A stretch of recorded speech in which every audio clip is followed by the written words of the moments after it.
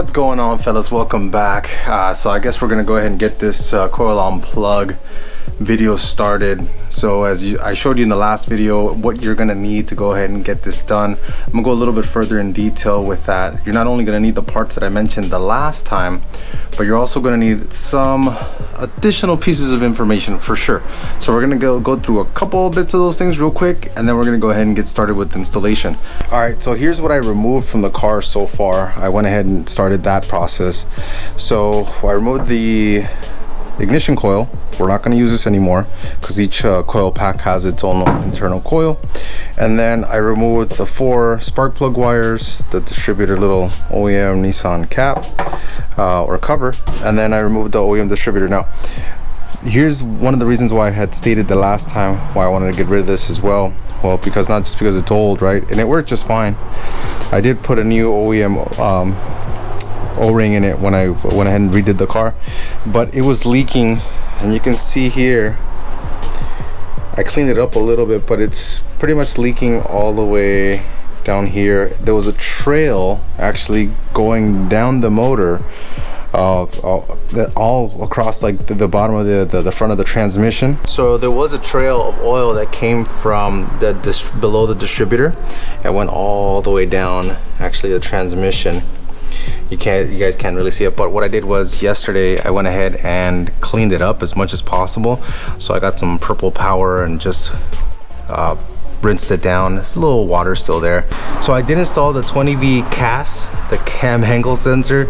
I'm not gonna call it the crank angle sensor this time, I promise. And I went ahead and test fitted all the coil packs onto the 20V valve cover. I just used some stainless Allen bolts that I had, so those will work out just fine. So let's look at what else you're gonna have to do to make this work. So you guys saw that I disconnected the ignition coil. We're not gonna use that anymore. What you're still gonna need to use is your igniter. That's something that's still gonna have to stay. Now if you upgrade to something like a R35 coil pack or any smart coil pack, you can go ahead and get rid of the igniter, from what John Kerr at JK Tuning tells me. All right, so now that you know that you need to keep your igniter, that's one of the things you have to keep. And you see the mess in my basement with all my parts everywhere. We'll look at a couple of the diagrams just so you guys know what you're looking at, and then we'll go ahead and go through the Boost & Co harness. And thanks again, Boost & Co, for a great product. Hit them up on Instagram. I'll post up their information up top. Great stuff. I'll show you guys in a second. So let's look at some of these awesome wiring diagrams put together by Mr. Lance himself. His name are on them. And again, if you guys need these diagrams for going coil unplug, you're welcome to contact me.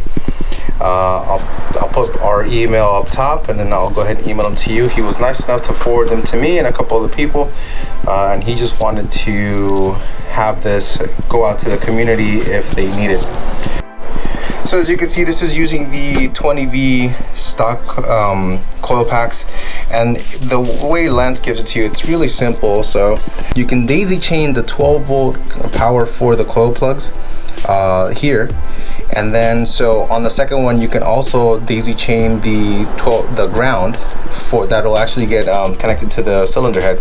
And then of course it tells you that cylinder 1 coil plug goes to pin number 1 on the ECU, cylinder 2 coil plug goes to pin 2, cylinder 3 goes to pin 8 on the ECU, cylinder 4 goes to pin 9. So those are the pins on the ECU side where you're going to be making your connections for the ECU. Now that's important because you need to know where these go, right? You need to know where the pins go. But what's also important is, if you're going to be using the stock harness, is knowing where the CAS gets wired in, how it's going to get wired. So again, he marks that out. Pretty simple. The next thing you want to look at is the pin out from the ECU side, because there's a couple things you need to do here as well. So you're going to know that obviously, as I told you, you're going to remove pins 1, 8, and 9. And you're also going to remove 2, but pin number 2 actually goes to spot number 3, as he mentions here, which is going to be your RPM signal on the S13 E5 ECU or 62 ECU, whichever you decide to use, as I mentioned before. So you're going to remove pin number 2, move it to the number 3 slot. And now you're gonna depin 189, which leaves 189 open, including 2, because you remove that. Then you're just gonna go ahead and repin in the cylinders per the first diagram, right? Because this is the one that tells you what pin each one goes to based on the cylinder. And that's pretty much it. Pretty simple stuff, not very hard. There's nothing else you need to do. But one step that I did take it further on my own is obviously using the Boost & Co. plug and play harness, which makes things even easier because you don't have to cut up any of your old harness connectors or anything like that. You're going to go ahead and use completely new wiring. And the guys at Boost & Co. are fantastic. So when you buy the harness, he does email you and provide you also the same pinouts.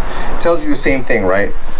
Coil number 1, 2, and 3, and 4, they go to pin the corresponding pins 1, 2, 8, 9. But he also has them color coded. So let me show you that. So as I mentioned before, they're color coded for the Boost & Co. plug and play harness. Brown is pin number 1. You're not going to miss that. So you see it brown, pin number 1. Pin number 2 is going to be the red one. Blue is going to be pin number 8, and green is going to be pin number 3. But what he does provide is also these the pins that you're going to use. You're going to need a specific tool for this, a specific crimper, and he was nice enough to actually recommend one. Let's see here. Here we go. Yeah, I had it somewhere. So he recommended one, which is not very expensive. It's actually pretty inexpensive if you really want to buy it. It's like $26. It's not really bad at all. It gives you a bit of information in the back on how to crimp and what you can crimp.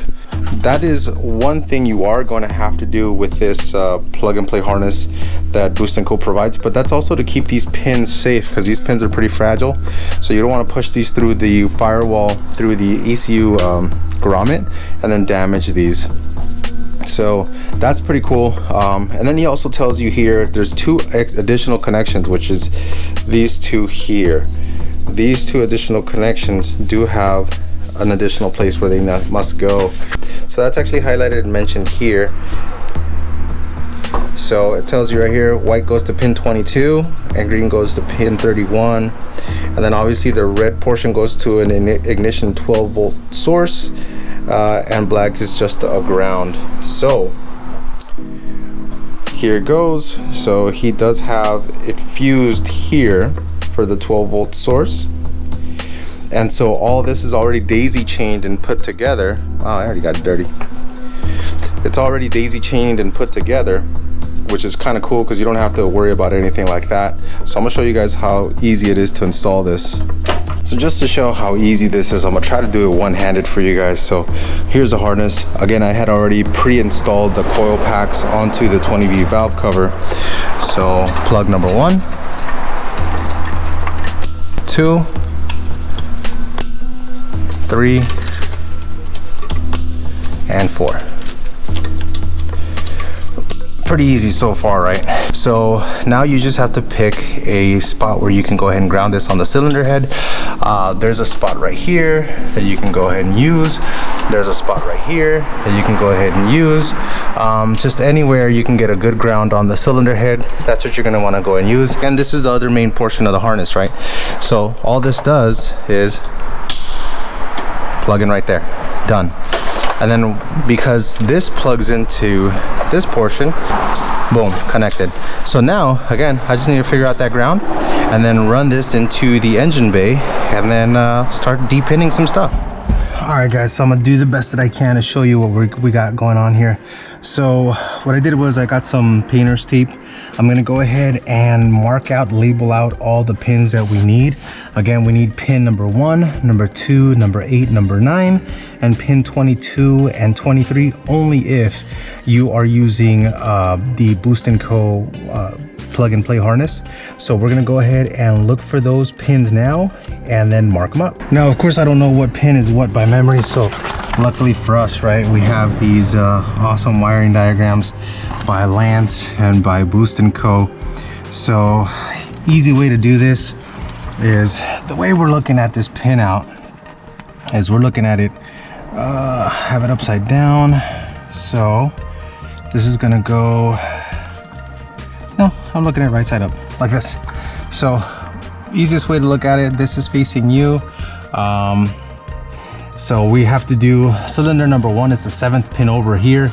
You can obviously count them over by 1, 2, 3, 4, 5, 6, 7. You can't get this wrong because the other side has more pins.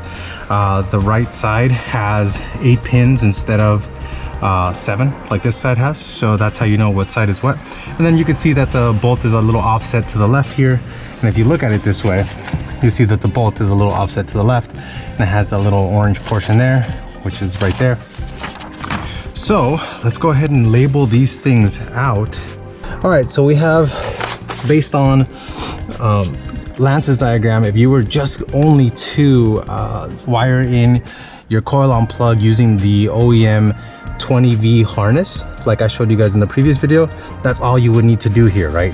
There's nothing else you need to do because everything else is where it needs to be, except you have to remember pin number 2 is gonna go into the number 3 spot. So we know for sure number dos, pin number 2, which is right here, is gonna go into the number 3 spot. The number 3 spot is gonna be obsolete, so we're not gonna need that anymore.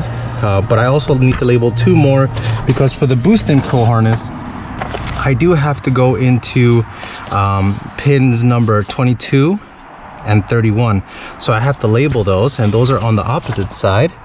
22 is here on the very far right, and 31 is right next to it. So 22 and 31. All right, so they're all labeled out. Now let's go ahead and start depinning this, and I'll show you guys that's pretty easy as well. All right, so to depin this, we are gonna have to open up these little tabs here and try not to break them. There you go. Boom. So that popped open, as you can see. Now I do have a little depinning tool. I bought this on Amazon. I don't have the link for it, but it's like a multi-depinning tool. I practiced and I marked the one I was gonna use. It's gonna be this one right here. This one right here, I don't know how well that'll show up in the light. This one will take it out, no problem. So I already know pin number, this little guy right here needs to come out. So Mr. number 1 needs to come out. So let's get this guy out of here.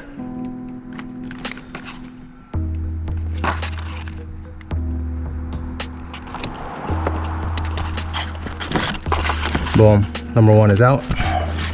And now remember, number 2 has to go into the number 3 spot, as they mentioned before. So let's see. Yep, number 2 is gonna go into the number 3 spot. So we're gonna go ahead and remove number 2.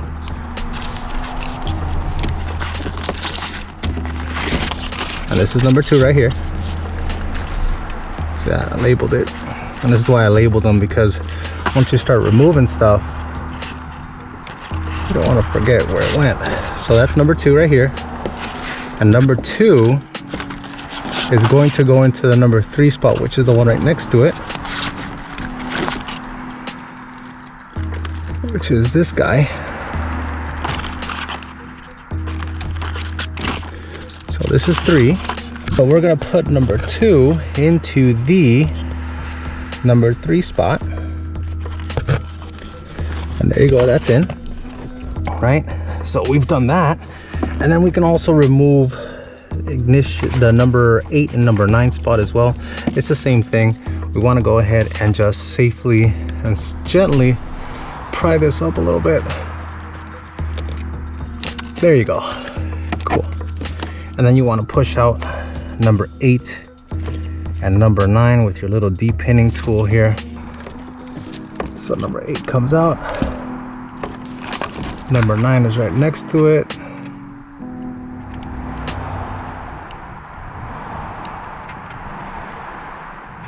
Wait, but this is where you would stop, but I can't stop. I won't stop. Can't stop. Won't stop. And because I still have to do these other two here, so I'm gonna finish these up and get back with you guys. All right guys, quick tip, just to make sure everything is running correctly before you go ahead and get this started up.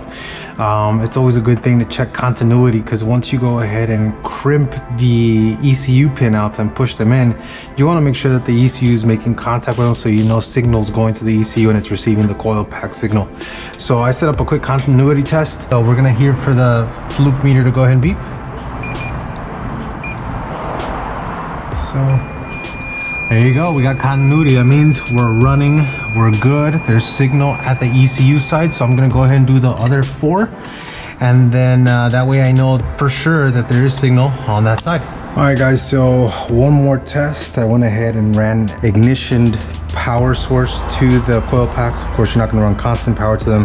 So now that I have ignitioned 12 volt power source to them, I'm gonna go ahead and make sure everything is correct. I'm gonna make sure I have power going to the cast signal and all these. So for these, it should be this one right here, 12.8, 12.8. So that one's good. 12.8. Yep, 12.8. Get in there. There you go, 12.8. So I'm gonna check the cast. It should be pin number 2, so there should be the second one, 1, 2, right here. Yep. So looks like we now have a switch 12 volt power source to the complete system. So we are golden at this moment. All we need now is our ECU. All right guys, so I'm gonna end the video here. It's got a little longer than I thought. There is more information coming as far as in the next video, because I did find out that I do need to make a slight modification as I was installing the coil packs and just looking over everything. I kind of noticed something that wasn't kosher with me. I don't understand a word he's saying. So I'll go ahead and fix that, and I'll let you guys know what the solution to that issue is on the next video, because it's going to be very important for you guys, especially because after this video, you guys, a lot of you guys might want to actually go out and actually do this conversion. Man, I am gleeking all over the place. So like and subscribe if you like videos like this.